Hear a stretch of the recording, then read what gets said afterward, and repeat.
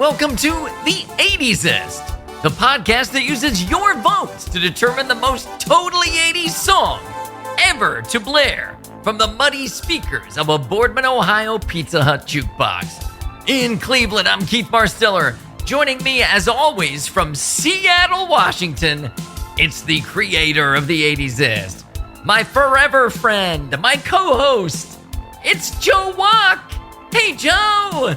Hey, Keith. So, listen, in honor of today's matchup, we're going to kind of go off the reservation here, and I have three questions I'm going to ask you. All right.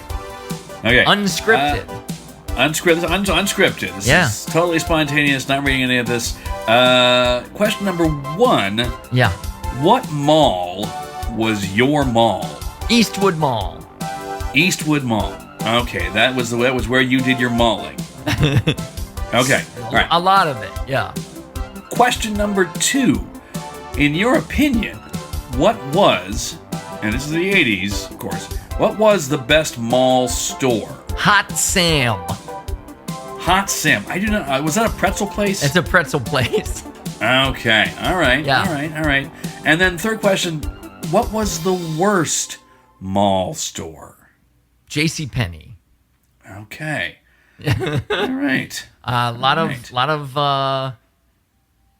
long days doing back to school shopping, not wanting to be there. All right. What about you? Do you want to answer those three? Oh, sure. Yeah. Carnation Mall was my mall. I was born in Alliance, and we had some Alliance ties, so that's where I did the majority of my malling. Yeah. For me, the best. I mean, I guess I'm using store loosely. The best place in the mall was the arcade. But if I have to go with like a retail place or some place that where you definitely bought things, I would go Orange Julius. Ah, very good as well. Yeah. Yeah. Love that. And then for me, the worst, probably Sears. I'm going Sears on this one. Fair enough. For similar reasons. Sears at least carried Atari cartridges at one time, so I could go look at those while my mom was doing whatever. But yeah, I was born in Niles, and that's where the Eastwood Mall is. So until I had my own driver's license or the ability to go with somebody else who had a driver's license. Once driver's licenses were acquired, Southern Park Mall was closer to where we grew up.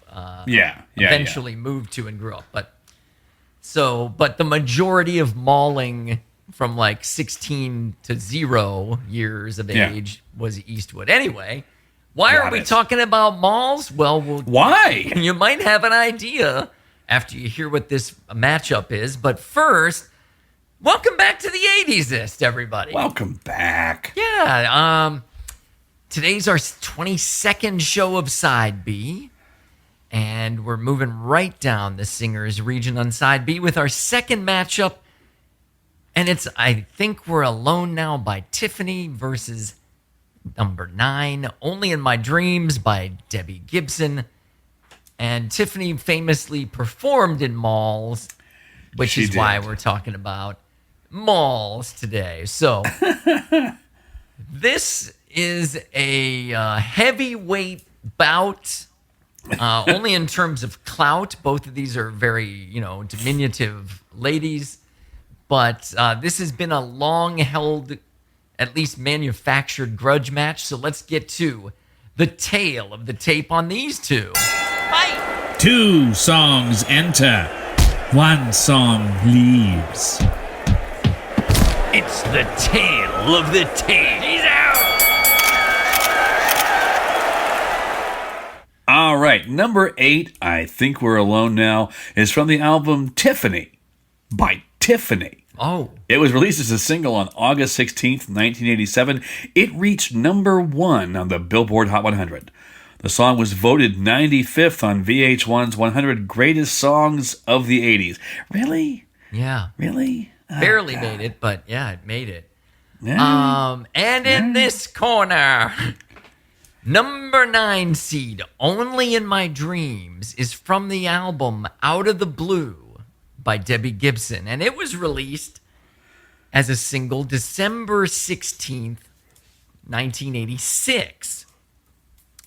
It made its way to number 4 on the Billboard Hot 100. And that was also, these were both the first albums for each of these young ladies. And they were young, right, as we'll get to, I guess. But yeah. Now, speaking of these two fighting, in quotes, did you come across the time they actually, quote unquote, fought each other in any of the stuff you read?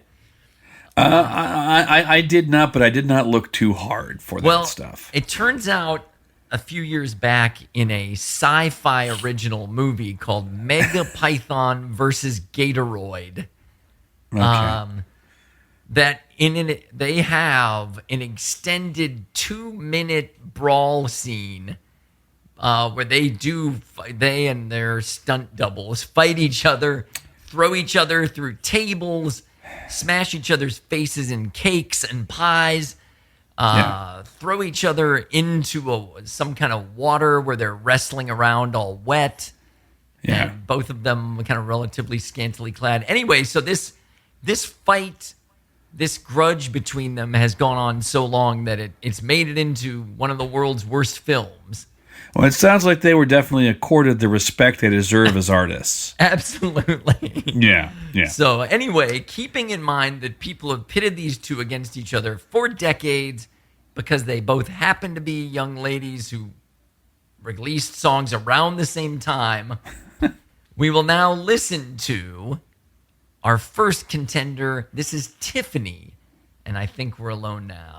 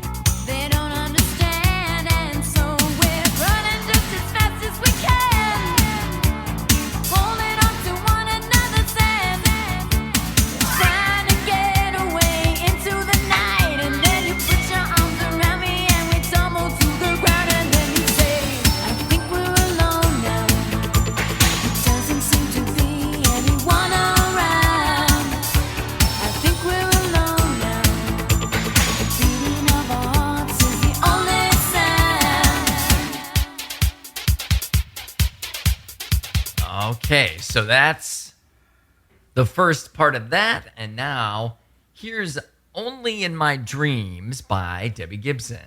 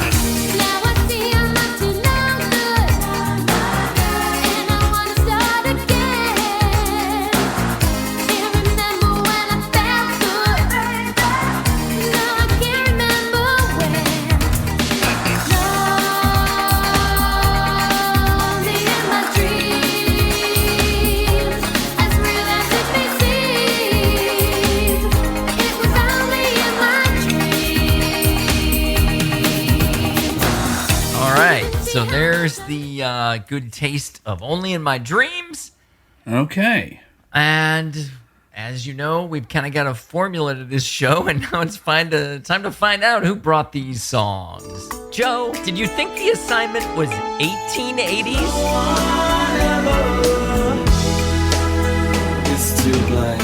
Keith, I have to seriously question your level of taste here. All right, Joe. All right, so number 8, I Think We're Alone Now, comes in with 60 points. I ranked it 39 on my list, and you ranked it 21. So shared responsibility, although slightly Leaning more me. you. Yeah, leaning me. That's fair. Yeah. And similarly, Only in My Dreams comes in with 87 points. Joe, that one didn't quite hit your top 64, so we got 65 from you. And 22 from me. So even when I was making my list, I grouped these two together. Yeah. Not necessarily that purposely, like we were kind of lumping songs. Like I didn't sit there and go one, once we were past the top 10, you're kind of like lumping them, Yeah. So these two, very close for me. And this one obviously is completely, Debbie Gibson's song is completely my responsibility in this case. It is. All right, Joe, now for the moment of truth where I think we might have some interesting answers here. Do you like these songs? Let's start with, Joe, I Think We're Alone Now. What do you think of that song? I don't like it. How about you? Yeah, I really kind of hate it. Yeah. I kind of despise it, but had to recognize it for what it is in the 80s. I get it. Yeah, and so what did you. about Only in My Dreams? How do you feel about that? I've got a little story about Only in My Dreams. I can tell it later, but let me just say I have a soft spot for it. I don't necessarily love it, but Okay. I'm giving it a pass. I don't hate it like I do. Okay. How about you? Yeah, I know. I hate this one. Oh, good. Yeah. I hate both and that these makes songs. sense. And Yeah. we'll get to why I don't hate Only in My Dreams, I guess, when we get to that song. But yeah, that makes sense. right. So we've got two songs that neither of us love either of these songs. Yeah, no, not at all. And so that's going to make this real interesting. So let's start off with, I have a note here saying Tiffany versus Debbie Gibson is the first Tanya Harding, Nancy Kerrigan. I don't know if that's necessarily true. I don't think Tiffany ever had someone whack Debbie Gibson in the knee. Probably not that I know of. Yeah. Right. But anyway, I Think We're Alone Now. Yeah. So this is Tiffany, and I wonder, will you know another Tiffany song? She had a couple other hits. No. One of I'm them saying right now. is like this super schlocky ballad, Could Have Been, and here's the chorus. Could have been so beautiful. Could have been so right. Could have I'll jump to the end of the chorus. It's very dramatic. I never want what could have been on a cold and lonely night. Nothing. No. I recognition. could have been doing something else when this was playing because I don't know this song. No recognition of that one. And then Not iota. she had another big hit called All This Time, which I barely remember. All this time, all in all, I'm knowing. I'm gonna jump ahead. What will I do now with all this time? And not even a glimmer of recognition in your eye on that one. No, although I can totally picture middle schoolers dancing to this at the school dance. Yeah, that's for sure. Awkwardly swaying. Yeah. Yeah. Either one of those. Now, mean, these are melodramatic songs, but I would bet a lot of money that your sister didn't listen to this garbage. Oh, yeah, no. She was way past this. Yeah, I figured. By the time she these has way guys were better singing, taste yeah. than this. Yeah. Yeah. Now, for the second show in a row, Joe, we're doing a cover song Yeah. of the original by Tommy James and the Shondells. It's real interesting, isn't it? Yeah. Children behave. That's what they say when we're together. And watch how you play. Yeah. Let's see. My God, Tommy James and the Shondells are boring as whale shit, man. I think we're alone now. The beating of our hearts is the only sound. Wow. Oh, that was Those a heartbeat. crickets, That was that's a my heartbeat. response, too. Yeah. Woo. Yikes. Good God.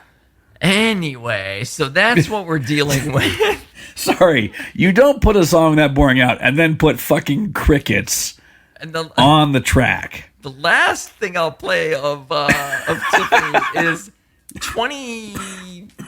30 years later, she re-released I Think We're Alone Now in an album called Dust Off and Dance, where she tried to technify it a little bit.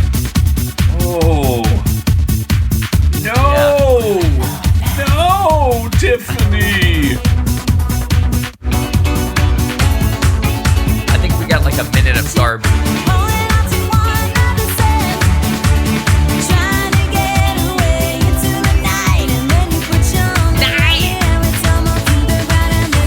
All right, here we go.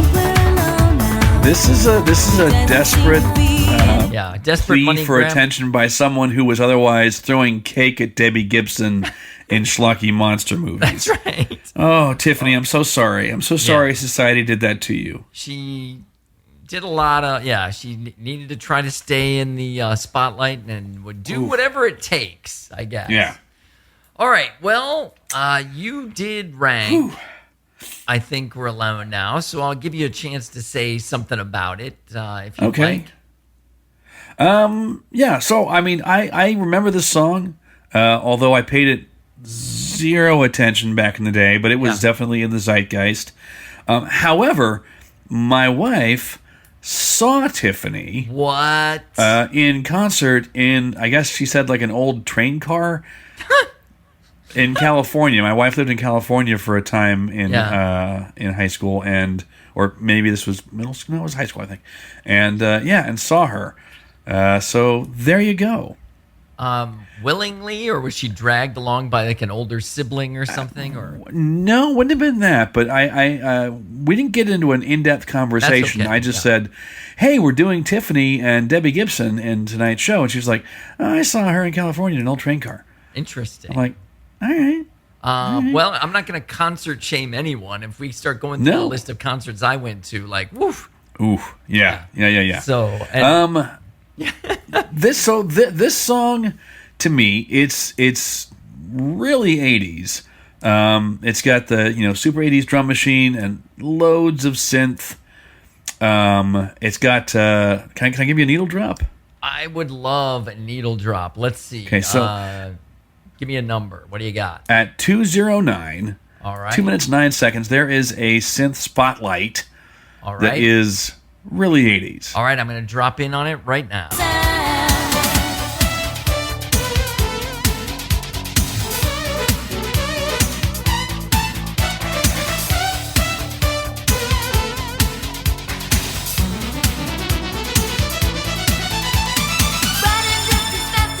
I mean, it's not really good, but it is really 80s. It's very 80s. That's true.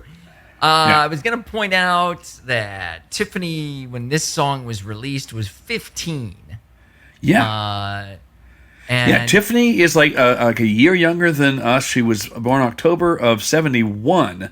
So almost exactly a year younger than me and like a year and a half younger than you. Yeah, wow. And so she was saying, and you heard it in the region preview, where she's like, they would have me come into the club and play, and then they had to whisk me out because I really wasn't supposed to interact with people because I was 15, 16, and everyone else there was an adult. Oof. And one day, the A&R guy from the record company was walking the mall and saw they were doing this kind of show and that kind of show, and then he thought, Yeah. hey, Tiffany's old enough to sing in a mall. And so this guy had this idea, and she's like, oh, yeah, I love the mall. And then she went on that, why we talked about malls in the open, because she went on a freaking nationwide tour of shopping malls Yeah. singing for Yeah. teenage girls. Which is a good place for her, I think. It's in the video. Okay, so let's talk about the video. Yeah, Yeah. the video is like much of it is literally shot in a mall. Yeah, almost all of it. Yeah, there's one. I can't tell exactly where. I don't remember exactly where it is, but there's one point in the video where There's all of her fans like pushing forward, and there's the bodyguards or the crowd people, right? Are these like two rando teenagers? And I'm like, that's who you got, really? Because they look like they're about 16 themselves. Bad casting, you're saying? Yeah. But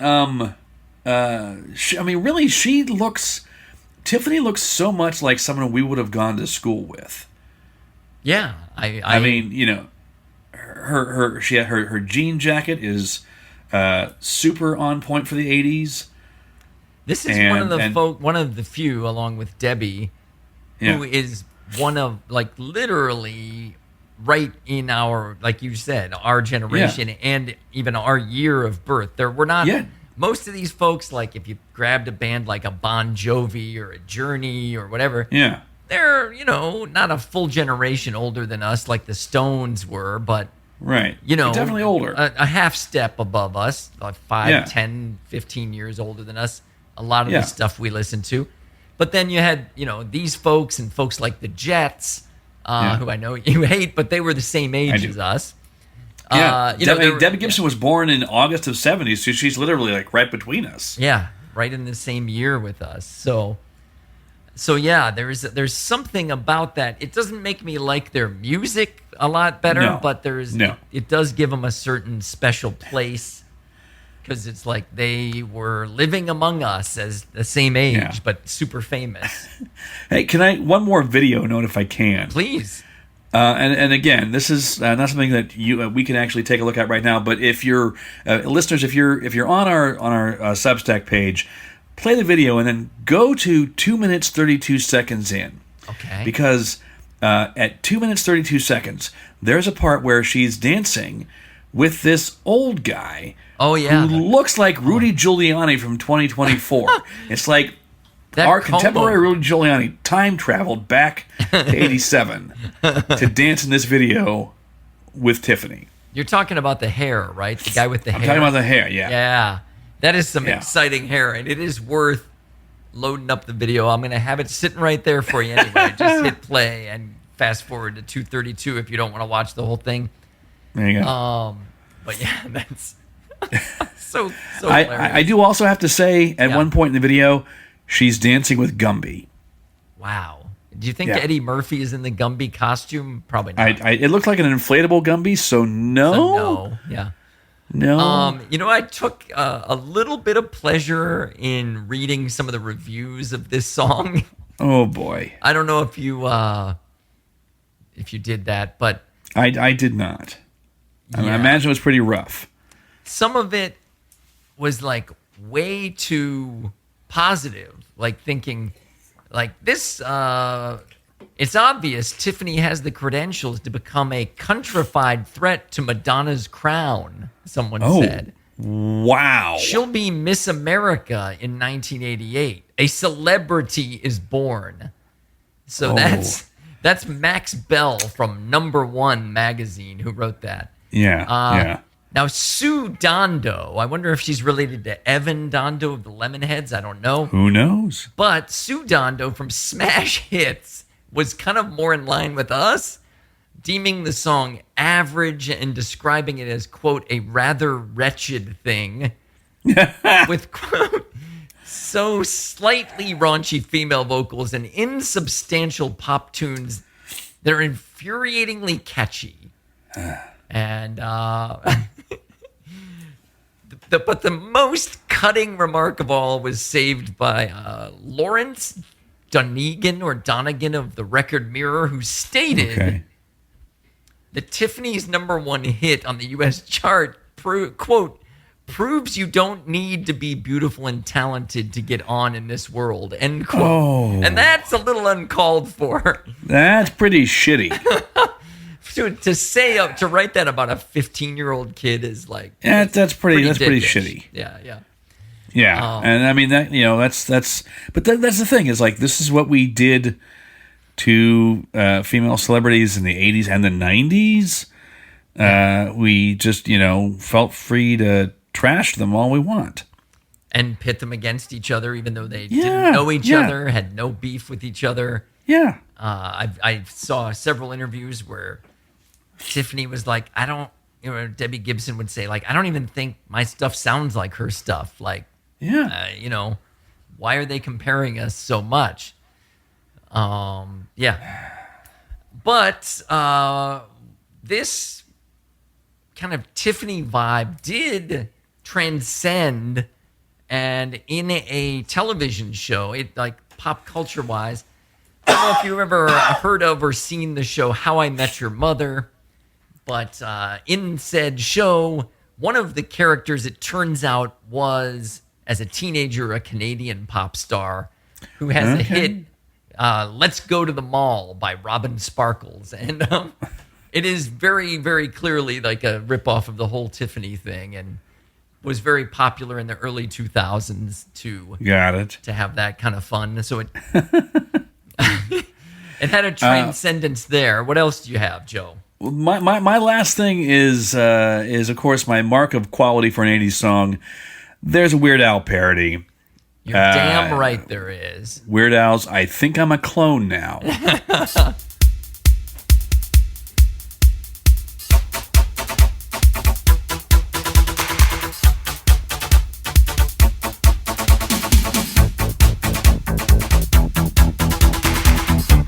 Isn't it strange? Feels like I'm looking in the mirror. What would people say if only they knew that I was part of some geneticist plan? Born to be a carbon copy man.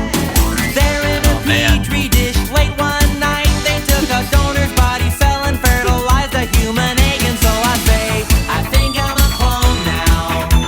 There's always two of me just hanging around.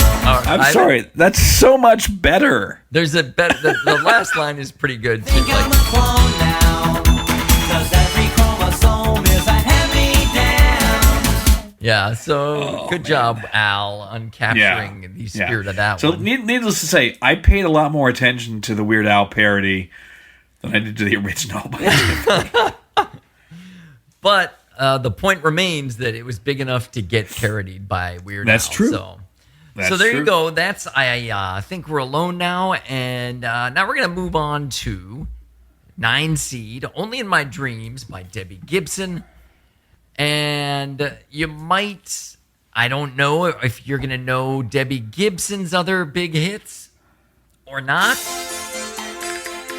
She had one called Out of the Blue, and that's this one. Now with you, out of the blue, love appeared before my eyes. With you, dream come true. I never thought I'd realize what love was, what love was, what love was. All right. Oh, you're vomiting or you're dry? Sorry. Whoa. So, that's Out of the Blue. It sounds like you do not recognize that one. Not in the slightest. She had a number 1 Grammy nominee called Foolish Beat. It's very melodramatic. I could never love again the way I loved you. Perfect for teenage girls to listen to, though. Oh, yeah. Never cry again. Get ready for the ultimate melodrama on And When We Said Goodbye. And when we said goodbye, oh, the look in your eyes just left me beside myself. Here we go. I'll go to the title. Just a foolish beat of my heart. Oh, foolish beat of my heart. Yeah, there you go. So, Got it. I could never love again. I No. loved you. So those are the, she had I'm wondering if you'll know Lost in Your Eyes. Do you know Lost in Your Eyes? This is a big, giant. I get lost in your eyes. Also like a giant hit for her. Anyway. Nope. So Debbie Gibson.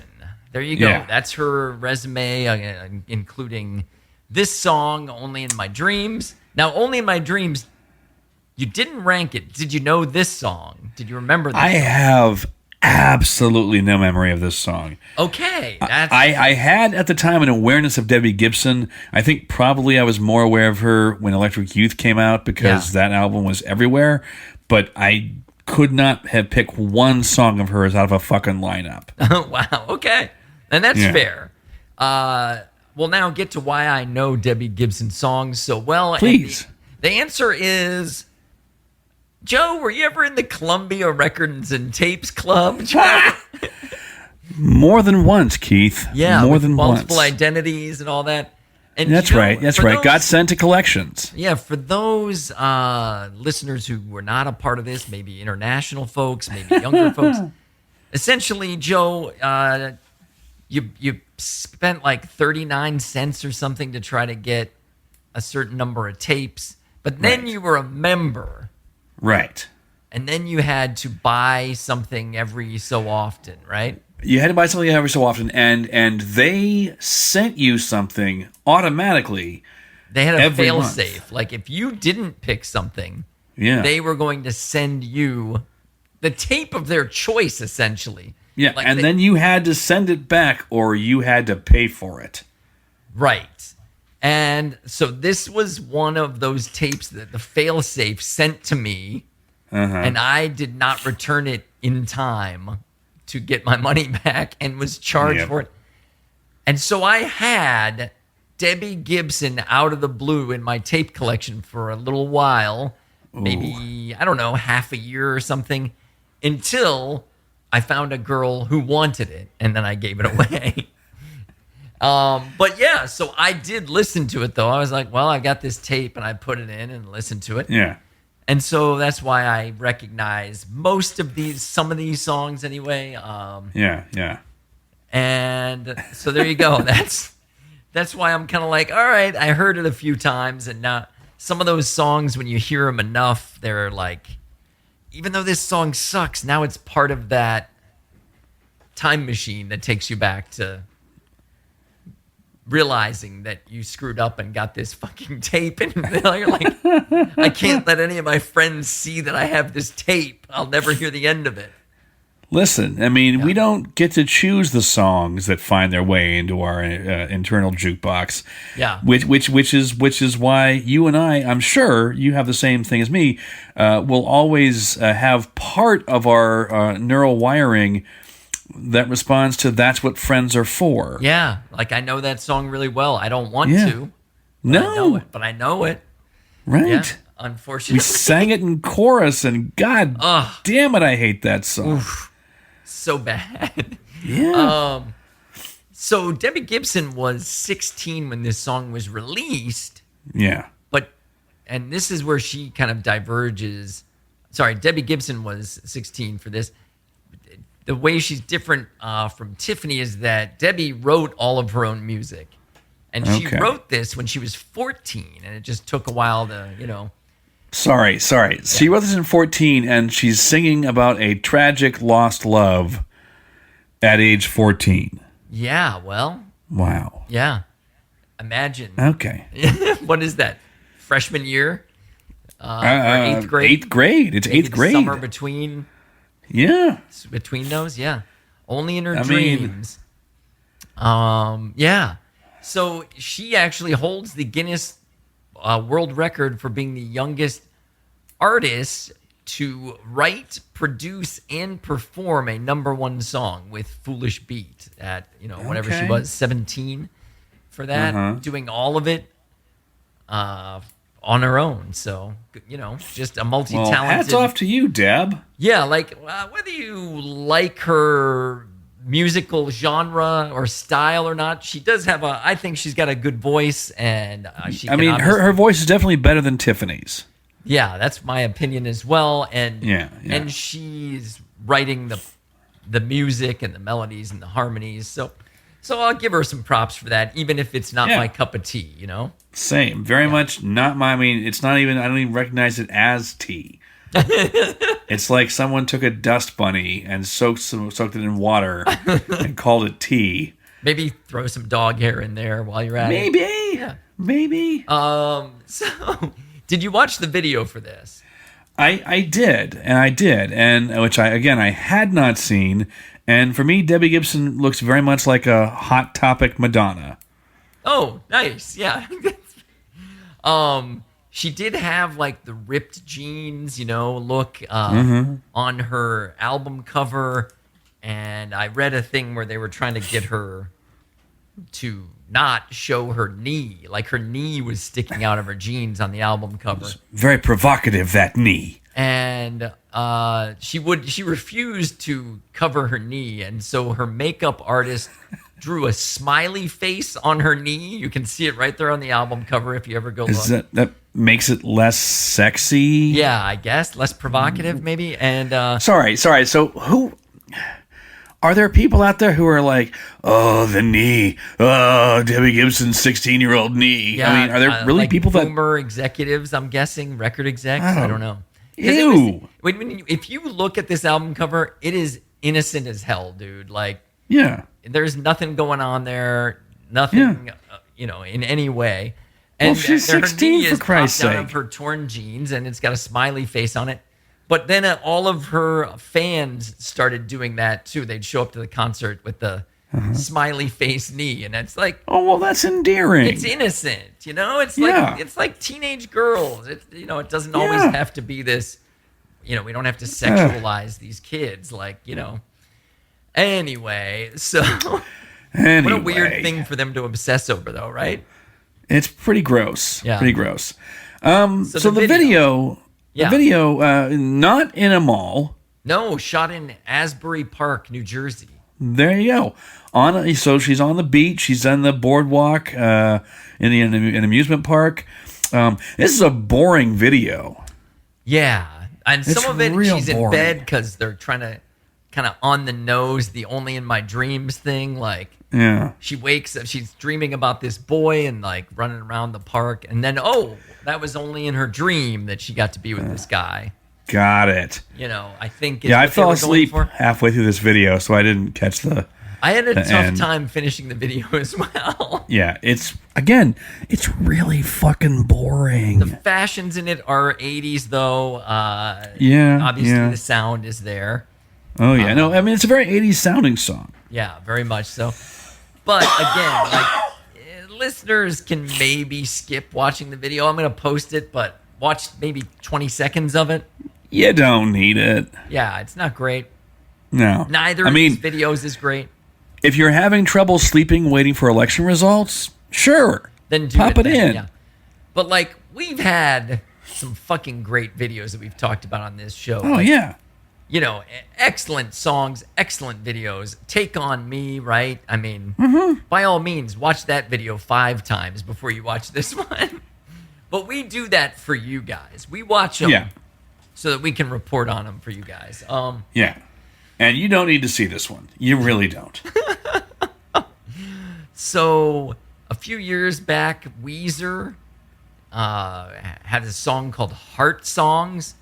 And strangely enough, they mention in the song, they talk about songs that they liked throughout their life. Like ABBA, Devo, Benatar, Springsteen. And then I assume they do this on purpose. They misidentify Debbie Gibson. Gotta admit though, sometimes I would listen to the radio. Debbie Gibson, tell me that you think we're all alone. So Debbie Gibson, tell me that you think we're all alone, purposely confusing her with Tiffany, which that's how intertwined these two were.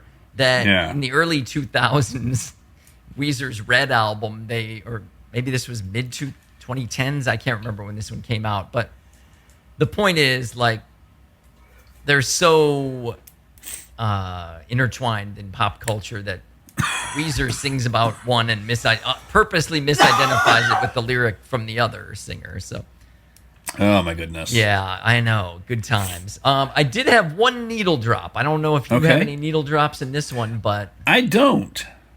But since I know it so well from owning it, I knew that there would be this.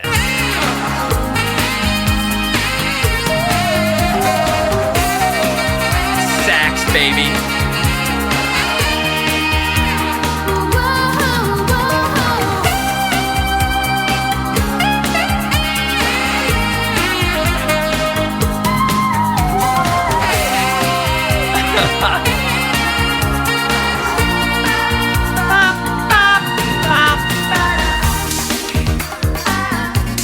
Anyway,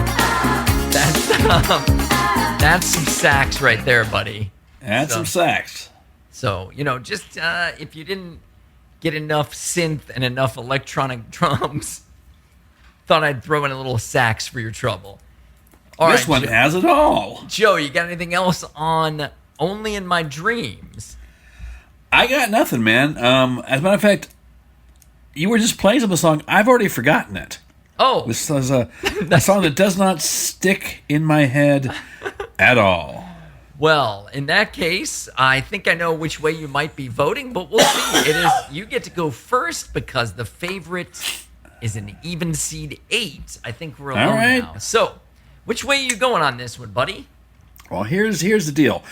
For me, neither of these songs is really my jam. Obviously, I think they're both pretty 80s. For me, I'm going to go ahead and let Weird Al tip the scales for me. I'm going with I Think We're Alone Now because of the Weird Al parody. That's fair. That is a totally fair thing. I said before we hit record, I don't know which way I'm voting on this one. You did. You said that. And at the wire, I think the sax solo pushed me over the edge, and my respect for Debbie writing her own music. All right. I don't know if that's necessarily more 80s, but when I consider them almost identically 80s, I'm going to let that be the deciding factor. So there you go. Joe and I have finally split. We've been agreeing a lot recently. Yeah. But here's a minor split on an 8-9. This could go either way. I think there's going to be different camps. Camp Gibson, Camp Tiffany, right?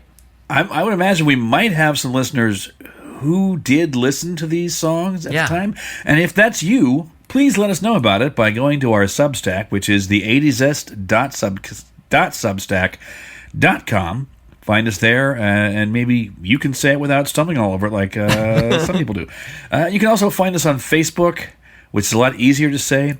Yeah. Just search for the 80zest podcast on Facebook, and we'll be there. That's right. You'll find us on Spotify, Apple Podcasts, and Google Podcasts. And you'll see our embedded playlists right here on Substack are coming from Spotify. So you can find us there by just searching for the 80s-est. You can do that with a free account. You'll just get commercial now and then in between some of the songs. So those commercials, though, they sell some great products. Oh, I'm sure they do. Oh, man. So, subscribe, do all the things that help keep our lights on here and help introduce us to new listeners. We're getting more and more downloads trickling in every day. We're just slowly building a great community here with this podcast. So, thank you. We love a good trickle. We do. Oh, man. So, that is all the time we've got for today's show. But join us next time on the 80s when we're going to reveal our next matchup in the Singers region, which is going to be number 5 seed, Head to Toe. And we're going to have to sort through the artist name because there's Lisa, and there's Cult Jam, and there's also sometimes With Full Force. So we'll discuss who exactly was involved in Head to Toe. All 3 of them, one of them, none of them. And that is going to go against 12 seed, Simply Irresistible, Ching by Robert Palmer.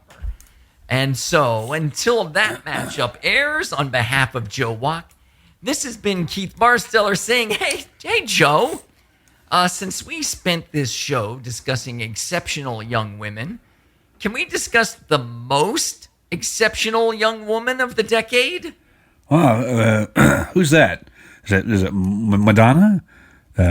Whitney Houston? No, dude, it's Vicki Lawson. The fuck is Vicki Lawson? Well, come on, man. Vicki, it's Vici, is the voice input child identicant who appeared in Small Wonder, man. Played by the incredible actress, coincidentally also named Tiffany Brissett, Small Wonder explored the ups and downs of AI well before our current global AI situation. Wow. It sounds like a powerful, moving piece of television. Oh, well, I mean, I've never seen it, but it has all the hallmarks of something that truly blows donkeys. Oh, yeah, no, I've never seen it either, but yeah, no, that definitely sucked some donkeys off there. Yeah, it sounds like it to me too. All right, let's enjoy the theme.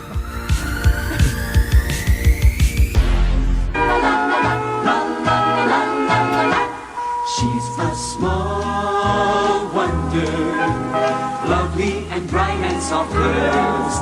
She's a small wonder, a child unlike other girls. She's a miracle, and I grant you, she'll enchant you at first sight. She's a small wonder, and she'll make your heart take flight. La la la la la la la la la la la la la. She's fantastic, made of plastic, microchips here and there.